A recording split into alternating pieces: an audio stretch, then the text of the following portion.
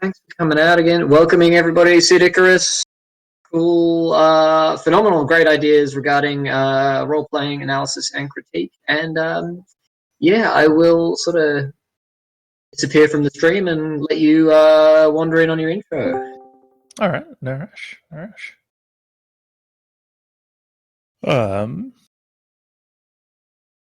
don't want to go too hard on it at the moment because it looks like people are still coming and going. Yeah. But structurally for everyone, it's going to be about a 20-minute chat, probably blow out to 25 to 30 minutes with questions. It's going to be about RPG criticism and how critique allows us to develop better games. So how we as designers need to engage with critique and how we as people in the culture can write critique that develops better games and why we need to do that. So that's going to be wonderful. I got a little PowerPoint and stuff because that helps me and it'll let me put some fun photos in. And that's basically it. At 12:02, that sounds about right. Let's go for this one. There we go. Paddy, can you confirm I've got a good... We've got your stream and we have the option to watch it. So cool. Oh, so it's like you can switch. Okay, because I was going to switch between face and stuff, but you can switch between face and stuff. So now you're all in charge of that. When you want to look at my face, please do. When you don't, we have your face and your PowerPoint. So wonderful. Both worlds here. Wonderful. So talking about better games. This is for anyone who's watching this in the future. Is recorded for Game Dunk Online 2020, which was an Australian online game jam with a couple of talks, and mine is, at least so far, the worst one. What is Game Critic? So there are three things I think that define where game criticism sits in the culture, right? You've got the fact that people love you, the fact that you meet a regular deadline, and the fact that you distribute valuable product. And right there in the middle of it is, of course, Santa Claus. With RPG critics sitting like off to the side here somewhere. This section where RPG critics overlaps with distributes valuable product is what I'm here to talk about. Who am I? I'm Sidney Icarus. I use they them pronouns. I am the host of The Hard Move, which recently had Paddy on it. You can find that at anchor.fm/thehardmove or in podcast land. It's a PBTA, or Powered by the Apocalypse, discussion and analysis show in which we talk about how moves work, and we deep dive into like a single move. And it's a really narrow analysis show for about 40 minutes. I'm a really big fan of the format. I stole it off a friend of mine. I'm also a descriptivist and an analyst, and I am...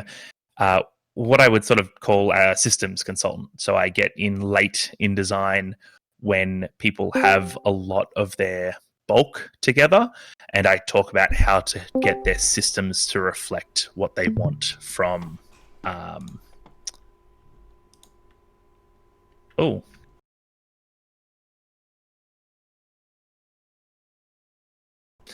So this is a 101 discussion. We're not expecting anyone to have any foreknowledge coming into this, except a little bit of like RPG knowledge.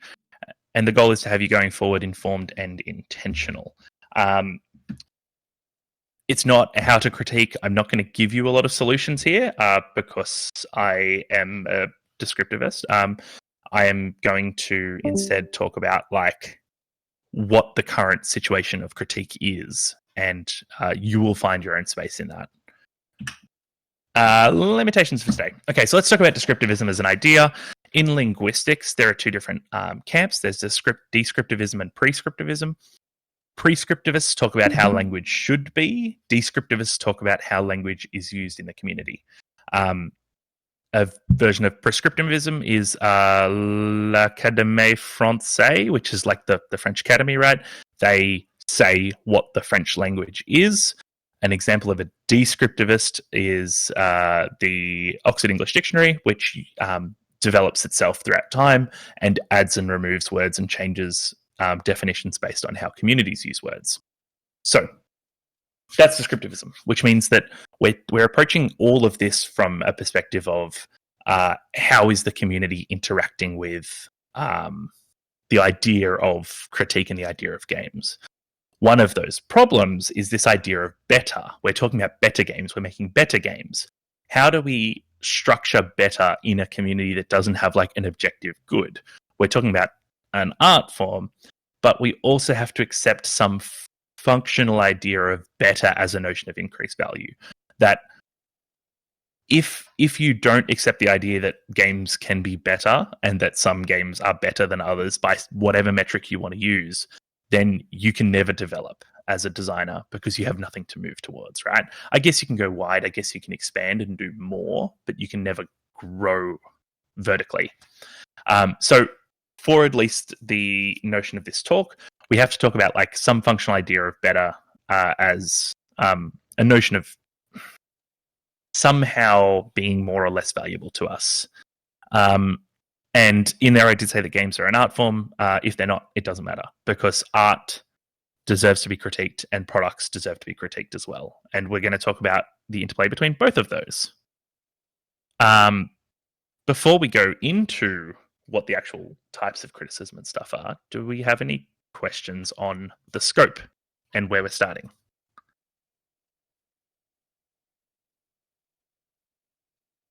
I should probably have the channel open where there are like...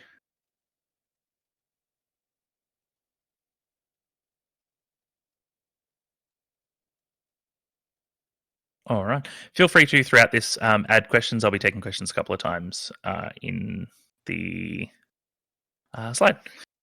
So 3 dialogues of criticism. There are this, for anyone who's familiar with film criticism, guy called Bill Nichols wrote a piece called Engaging Film or Engaging Cinema, which is like the 101 for film criticism, right?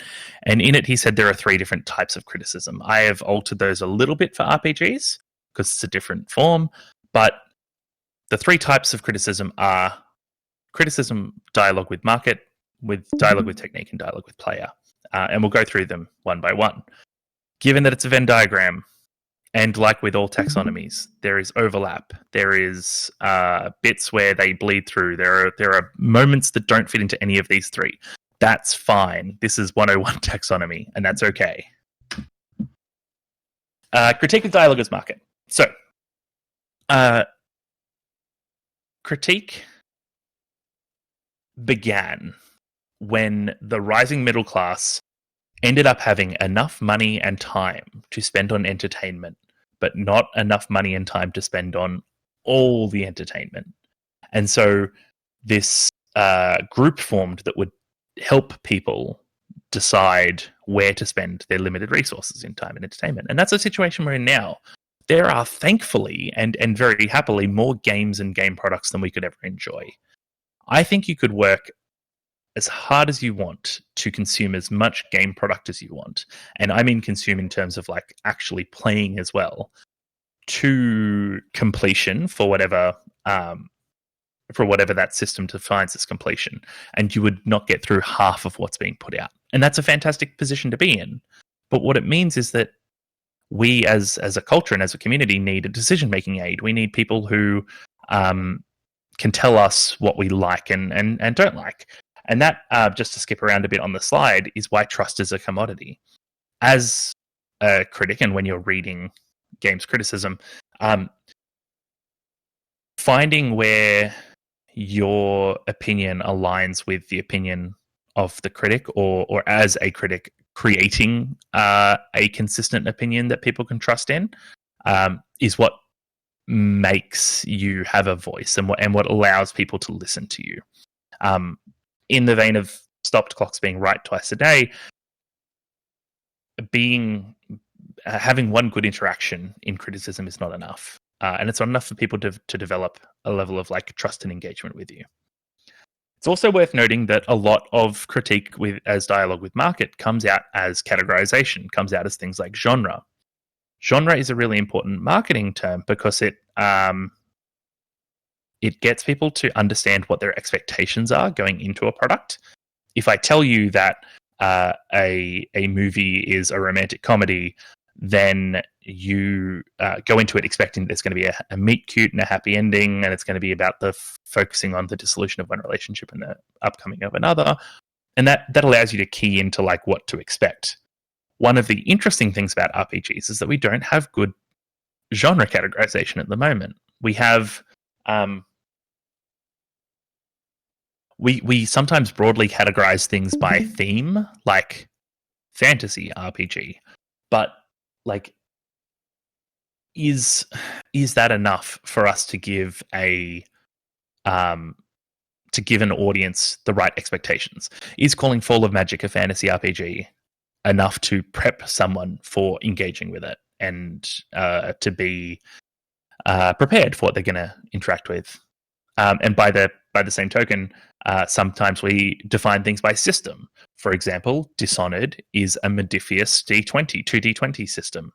But like, does that actually tell you anything about the game and how you interact with it as a player? So Critica's dialogue with market is something that we have not developed, and it's a big reason why. Actually, I'll talk about that in the next slide. Because the next slide is dialogue with market examples.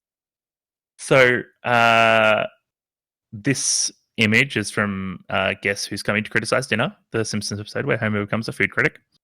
So food criticism is huge on dialogue with market, but it also shows a bit of the overlap, which we'll talk about later. So hold that in your mind. But Siskel and Ebert, if you're not familiar with them, are like the preeminent or were the preeminent film critics. They used to do a show called At the Movies with Siskel and Ebert, and it was fantastic. And previously, syndicated press and culture critics used to be where this role was held, where it would be someone who was hired to write for a magazine or a newspaper, and it would mean that there was like a weird class separation between the people who were consuming the product and the people who are writing about consuming the product. And now that is kind of breaking down with like social media and like tweet thread reviews and stuff like that. And Rotten Tomatoes is like an aggregate site. Metacritic is another example. Another thing I want to point to on dialogue with market is while it can have like a score or a thumbs up or thumbs down system, and it can give people a discussion of whether or not to buy something, it can sometimes just be entertainment in its own right. And Zero Punctuation is a YouTube series where a guy talks really fast and makes jokes about games being bad, and it's framed as a review show. Like it talks about, buy this one or give it a miss or whatever, but it's actually just an entertaining monologue as a product. How does this help us make better games? This is an interesting thing to get to at the end of all of these. This one's quite difficult because it touches on some parts of like capitalism structure and award structure that are getting critiqued at the moment in the Twitter community, and that's fantastic. But the truth is that a better informed consumer can buy better games for them. Now, this taps back to us having to have a definition of better, which is interesting in this perspective. When people are, I wish I could see your faces, just see like if everyone's got like blank looks at the moment or if everyone's on board.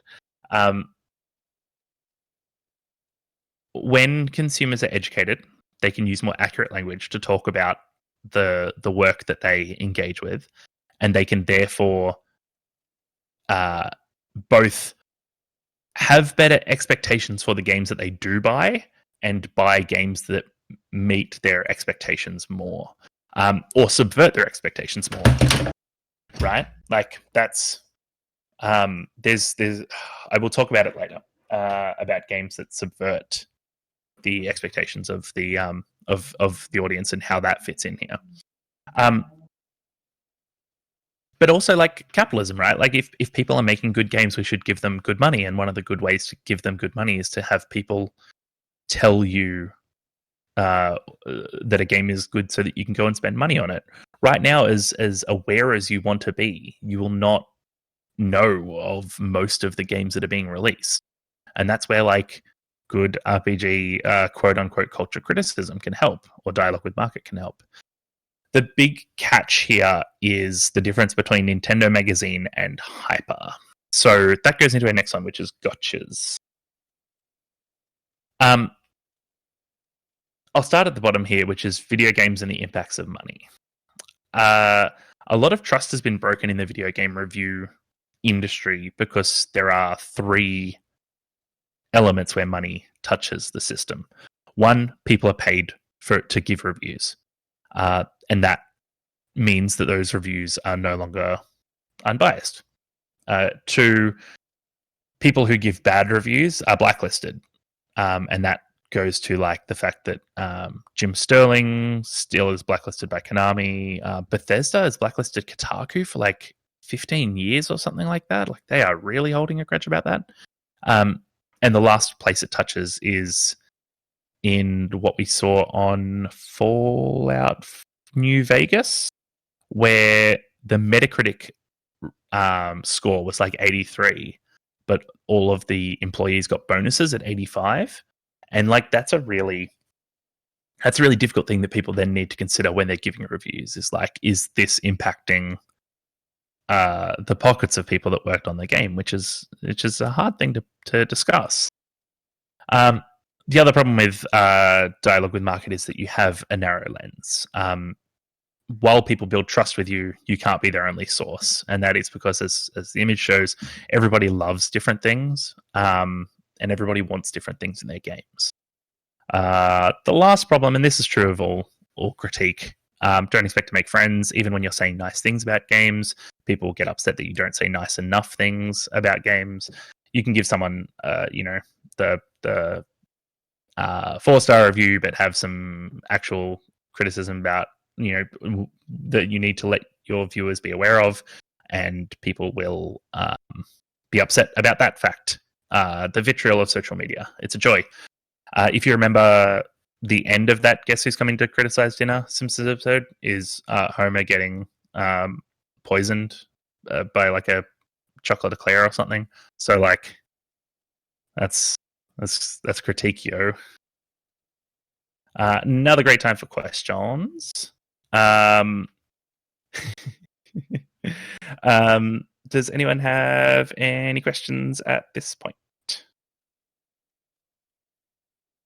I will spend about 30 seconds here for questions, then I'll move on. Oh, I can see when people are typing. This is great. Now I know exactly how long to wait.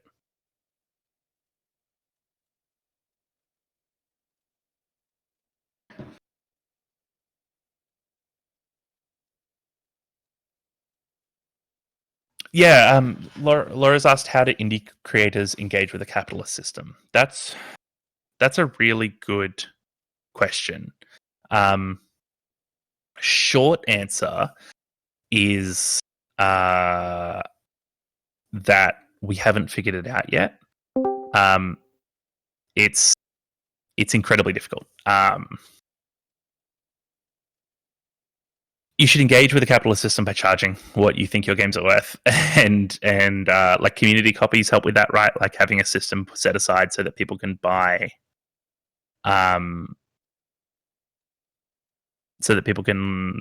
copies for other people who can't afford to buy them, and that's very interesting thing. Yeah, short answer, we haven't figured it out.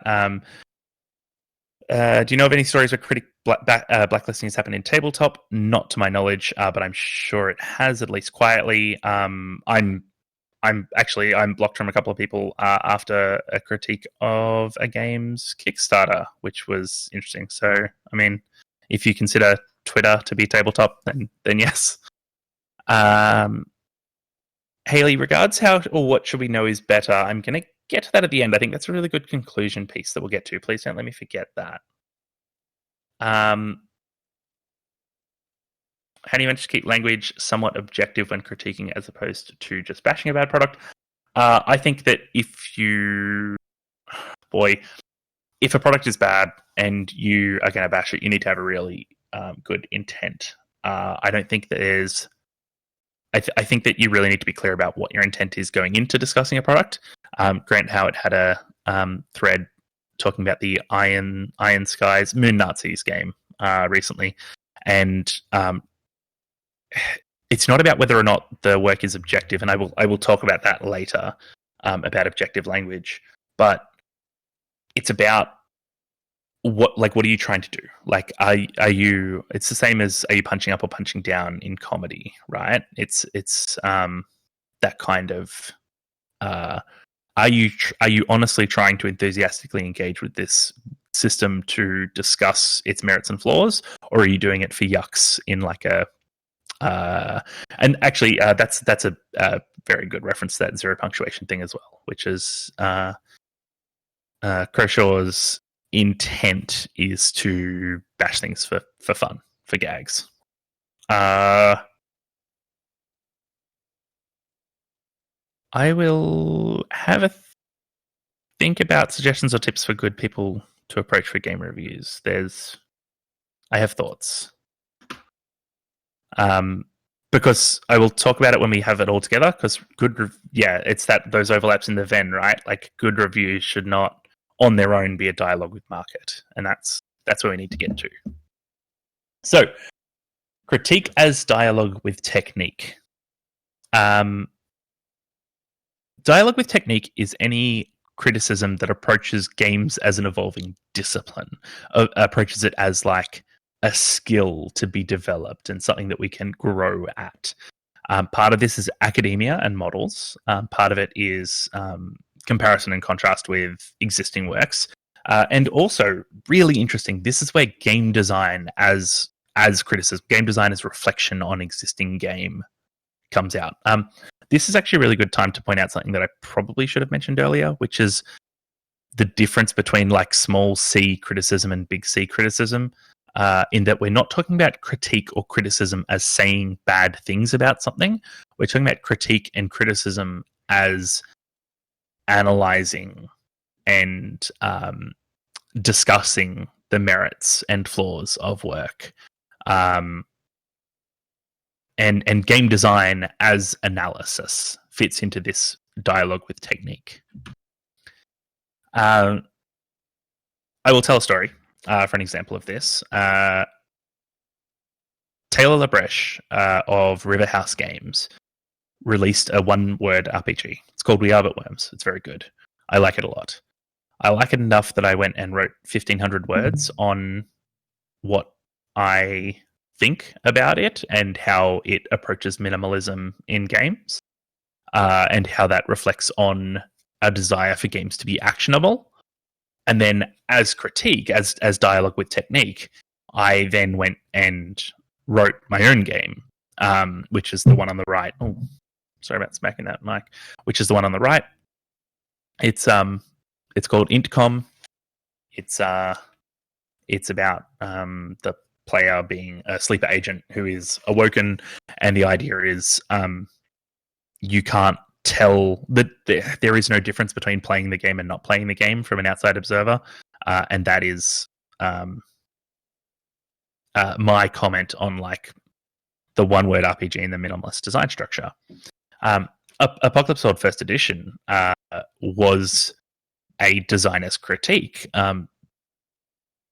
The Apocalypse World came from a design community, which was talking about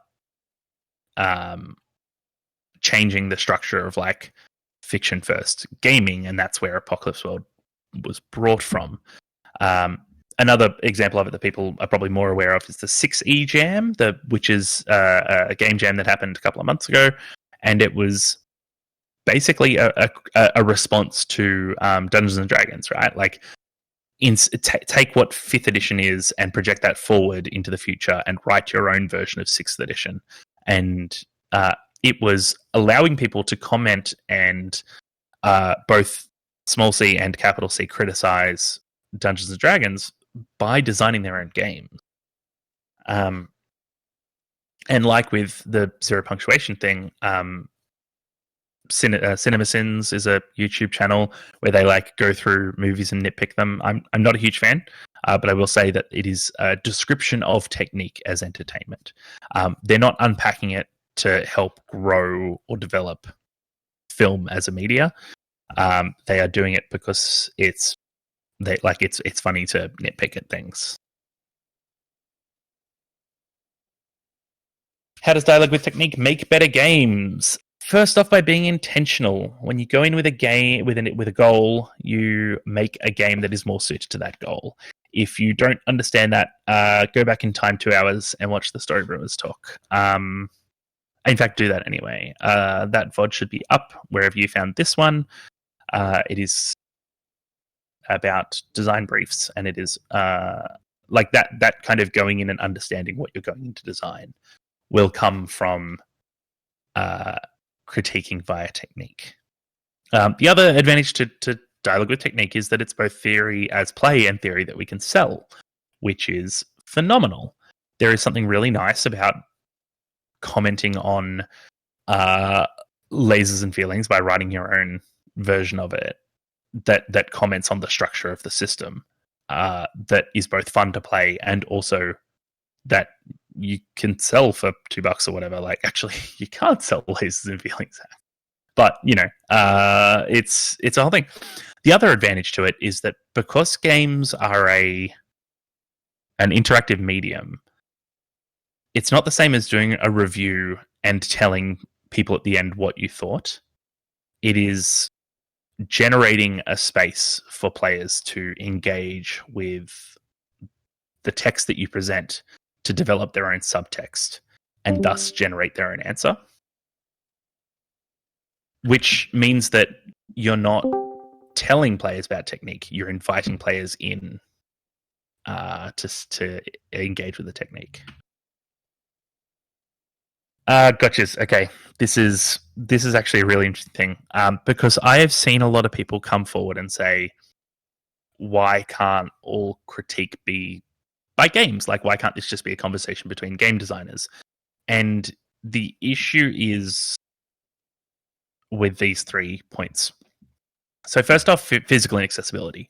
A lot of stuff lives behind gated forums or on Twitter or Google Plus or something with like a scrolling timeline that is really difficult to find afterwards. The other problem is games drift from their source. If you don't reference what your game is critiquing in the source, and I find your game on its own, the impact of that critique is lost because I don't understand and I don't see what you've connected it to. An example of this is if you make something as part of a game jam that has a strict theme and you don't reference in the product that it was part of that game jam, it gets difficult for us to connect and develop the context that allows us to have that subtext, right? If a player's understanding comes not just from the text on the page, but also from the context that they bring in to the discussion.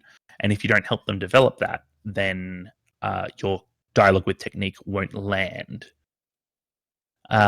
Academic inaccessibility. A lot of people who want to talk about theory and technique are very smart, and a lot of them are using very big words, and a lot of them are not dedicated to making that critique accessible.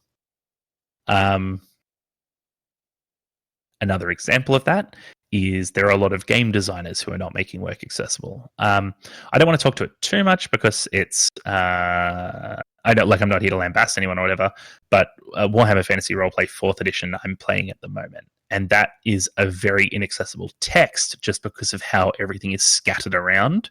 And because of that, you can't actually tell what the text is trying to say about things like magic and religion in the setting, because you've got to jump around so much to like different chapters and different pages and different indices to find out like what it actually means. And that opacity makes it difficult for people to understand. It gets in the way of players both understanding what you mean and also building their own meaning. And finally, dialogue with technique as absolutism is a problem. This is not something that I want to touch on too much, but the Forge in the mid-2000s was very dialogue with technique driven. And Ron Edwards of the Forge once wrote on Vincent Baker's blog that people who don't enjoy games in the same way that he does are brain damaged, that they have had their brain damaged by all the games that they have played. And it is a problem. And that is not... Boy, if you're going to do dialogue with technique and talk about academia and talk about how things do and don't achieve things, you need to be real careful about how you're allowing your lens to leak into... how you're allowing your personal experiences to code your understanding of that technique. Any questions at this point for dialogue with technique?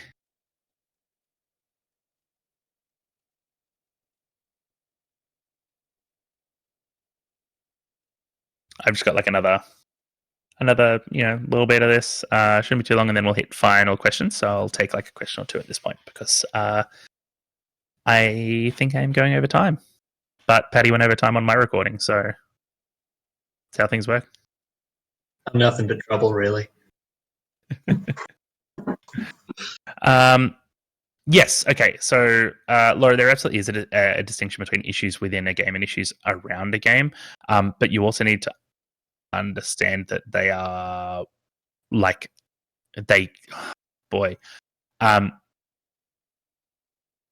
don't have time to go into Barthian death of the author, but do have time to say there are elements of criticism and analysis and study that believe that the context from which a work was written is inseparable from the work itself.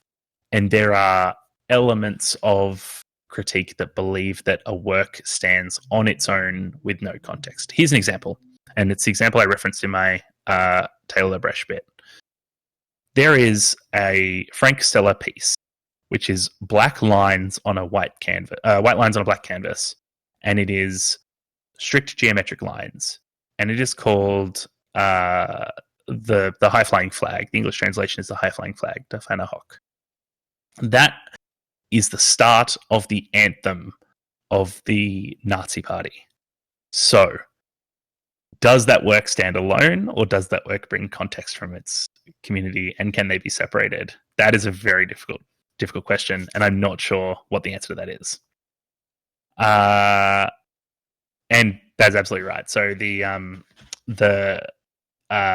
inaccessibility of having a 500-page tome or having 3 books that are like $60 a piece also makes critique as dialogue with technique difficult.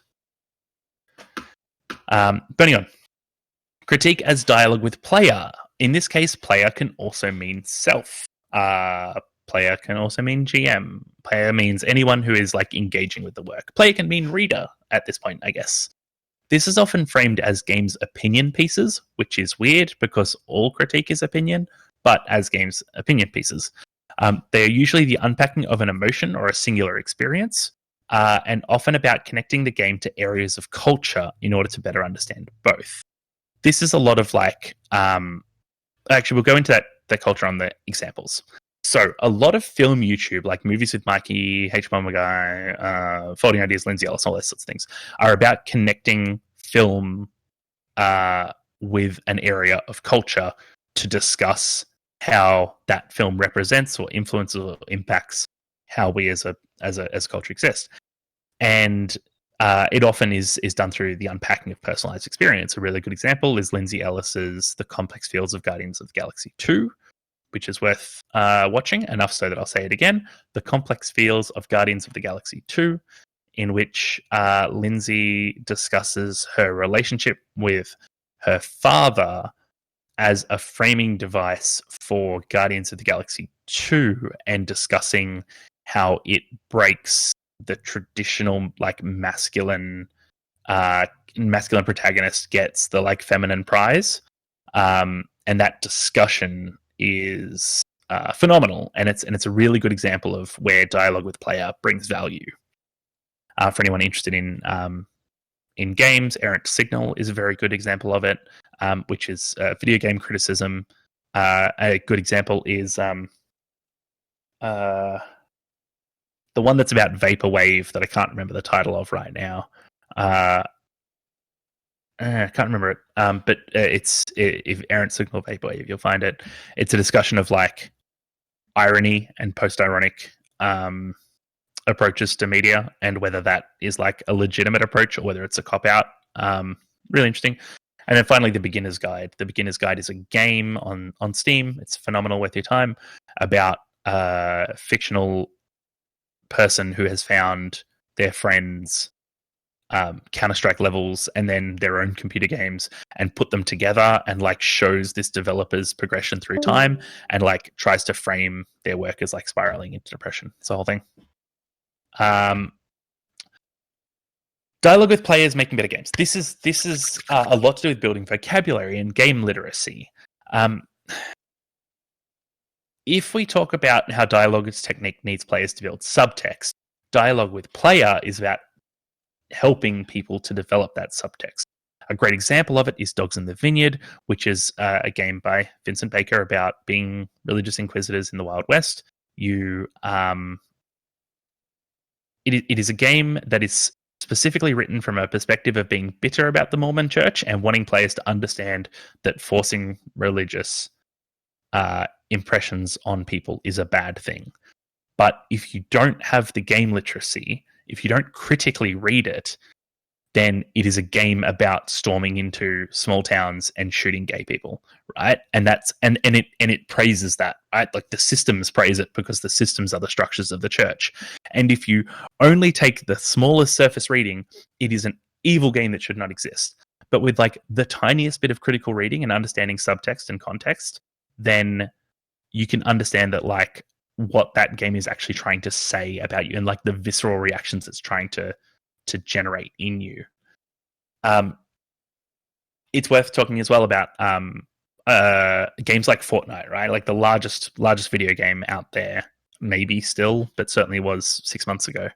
Fortnite was a response to quick TTK, time to kill, in other Battle Royale games, where it was like, oh, well, you just die too quickly, so it doesn't feel interactive. So they made a dialogue with technique as Fortnite to improve on that experience, and it became the biggest game.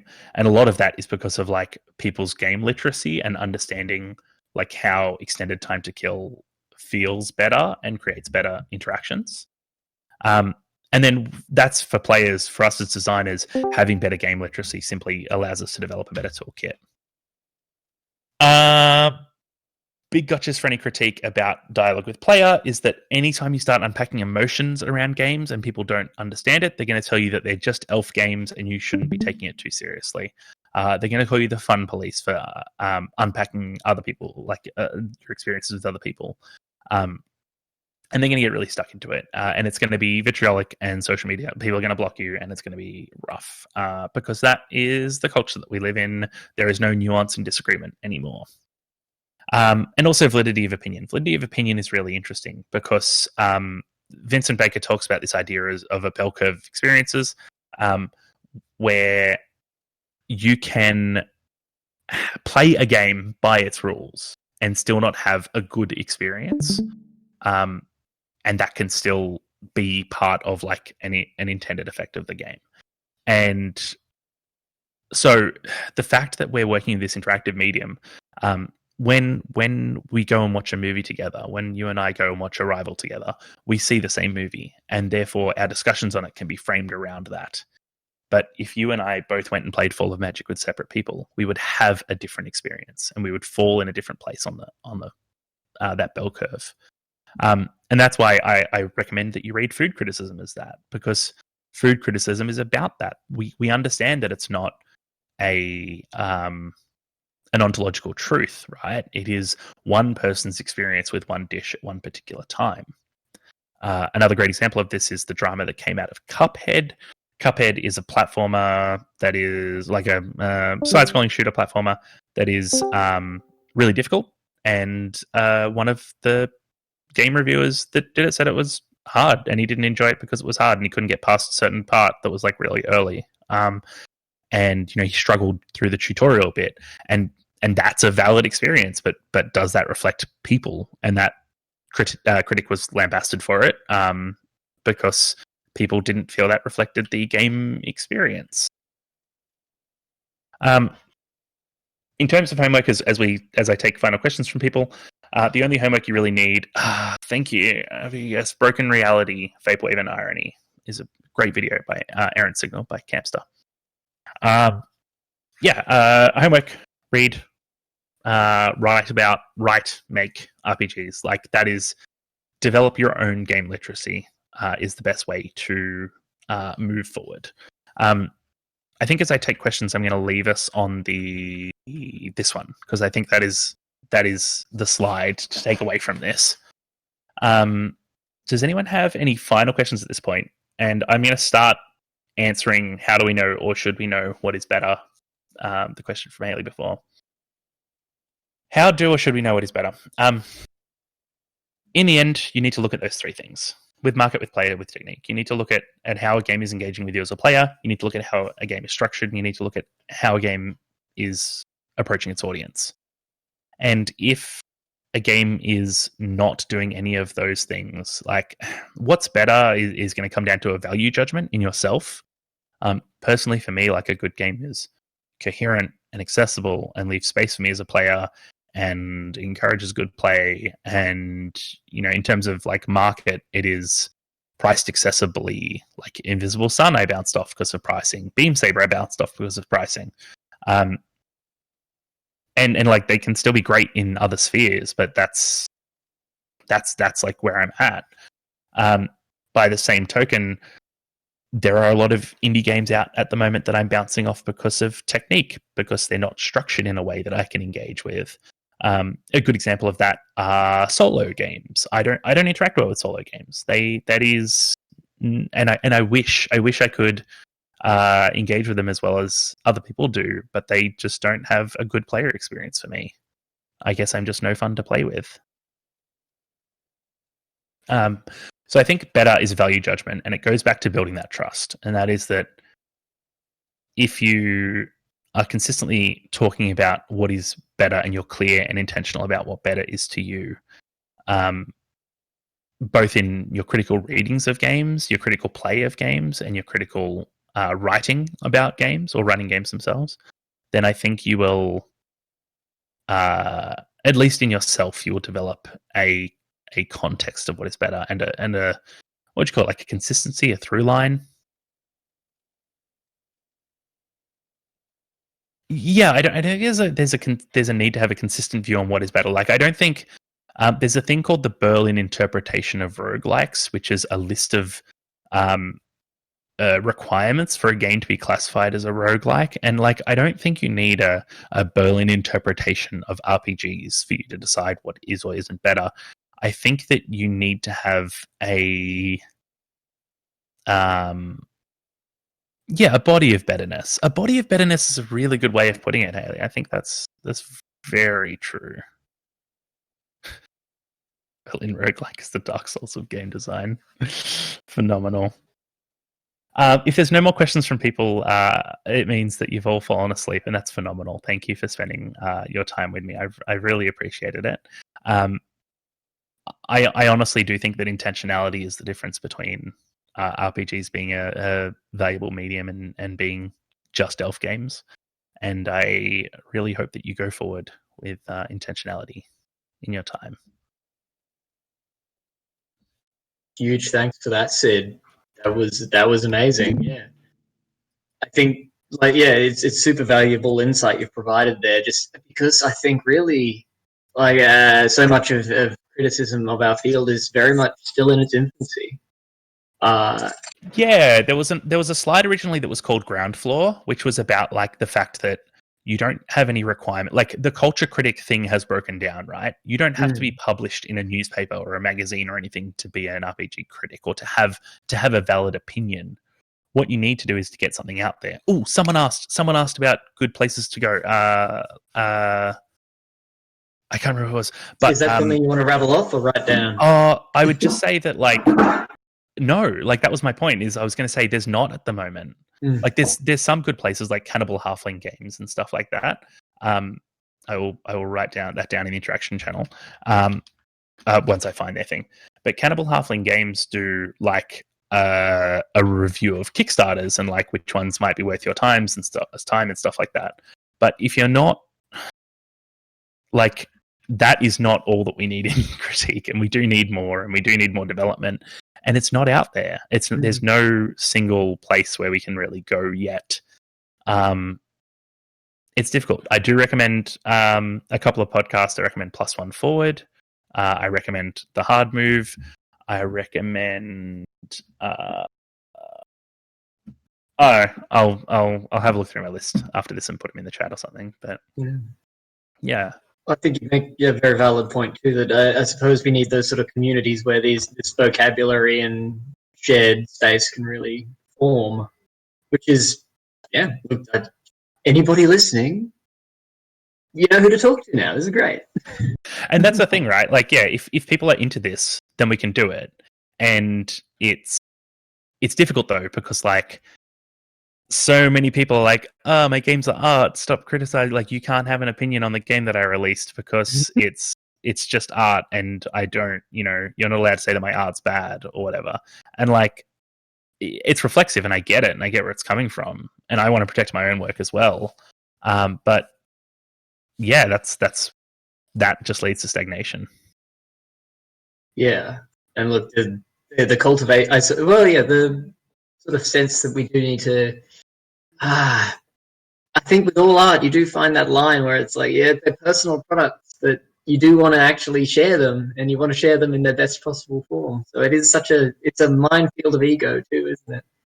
But look, I think the fact that you've identified that we need these spaces is the first step towards getting them. So, and look, I'm not over everything. I'm not following everyone on Twitter. I'm not ever on the internet. So like, I didn't find RPGnet.com or whatever to be great, but maybe like Australian Tabletop Gaming Network, someone Ivan linked, and maybe that's like, maybe that's a good spot. I haven't looked. I don't know. I'm uninformed. We're all uninformed. But no, look, the first step to knowing something is realizing you don't know it. So, grand stuff. And I'm hoping that's what that does, like that piece does, is it shows people where the gaps are in our understanding of criticism at the moment. Well, no, look, so thanks again, Sid. That was hugely informative, and I think it's going to be a really valuable resource down the line. So thanks for getting up and throwing your hat in the ring again. If anyone wants to engage with me about it, I'm on Twitter at Sidney Icarus, or sydney.icarus@gmail.com. Come hit me up, talk about things, ask more questions. Happy to respond as we go.